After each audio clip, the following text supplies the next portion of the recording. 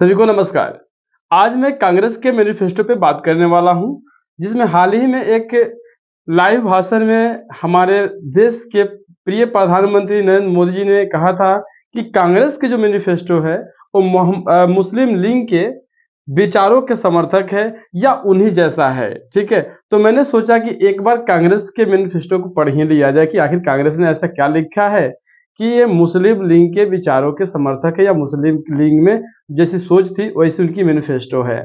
ठीक है, अब देखिए इस ये बात कहना इसलिए जायज लगता है या नाजायज लगता है मुझे नहीं मालूम, आप देख लेंगे। आपको मैं आगे दिखाऊंगा, बस 2 मिनट की वीडियो है जिसमें कांग्रेस ने मैनिफेस्टो में क्या डाला है कि ऐसा मोदी जी को कहना पड़ा। अब आप तय करेंगे कि ये गलत है, मोदी जी ने गलत कहा कि सही कहा। क्योंकि देखिए चुनावी मुद्दा है तो कोई कुछ भी बोलेगा, लेकिन आपको तय करना है कि क्या किसका नीति है और क्या किसका परपंच है।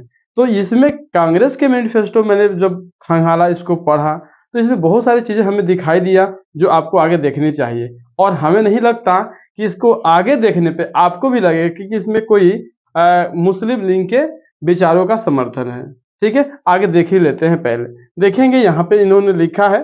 ठीक है, कांग्रेस के न्याय पत्र में रोजगार पर फोकस, जातीय जनगणना की वादा। ठीक है, इन्होंने कहा है। आप सुनिए इनके जो भी आगे की बात होगी उनमें से इन्होंने क्या कहा है, पूरी बात को सुनिएगा। इन्होंने कहा कांग्रेस के न्याय पत्र में रोजगार पर फोकस, जातीय गणना पर वादा का। अगर जानना चाहते हो तो उसको क्लिक कीजिए और आप भी पढ़ सकते हैं। ठीक है, अब इन्होंने क्या आगे देखिए क्या कहा है। कांग्रेस पार्टी में 5 न्याय में हिस्सेदारी, किसान न्याय, नारी न्याय, श्रमिक न्याय, युवा न्याय पर आधारित है। ठीक है, ये सभी चीजों अगर जहां तक लगता है कि इसमें किसी तरह के मतलब मुस्लिम लीग की बातें जो उनके विचार थी इसमें अभी नहीं दिखाई दे रहा है। इतना तक आने पे आगे देखिए कह रहा है, अगर कांग्रेस पार्टी के माध्यम से युवा को न्याय के तहत जिन 5 गारंटी की बात की गई है उनमें से 30 लाख नौकरी देने और युवाओं को 1 साल के लिए कार्यक्रम के तहत 1 लाख रुपए देने का वादा किया गया है। आगे देखिए, थोड़ा सा आगे देखिए। अब ये किस वर्ग को क्या वादा है। राष्ट्रव्यापी आर्थिक सामाजिक जाति गणना होगा।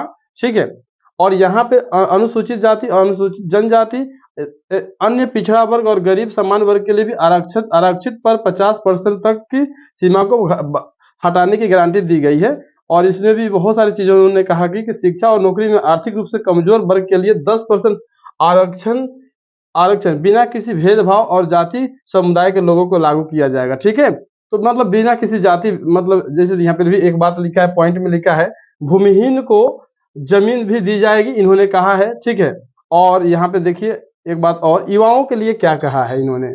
विशेष रूप से मैं यहाँ पे युवाओं के लिए फोकस करना चाहूंगा क्योंकि उन्होंने देखिए मुस्लिम लीग के बातें जो कही तो इसलिए उन्होंने कही कि बहुत ऐसे लोग होता है जो किसी भी पार्टी का मैनिफेस्टो पढ़ता ही नहीं।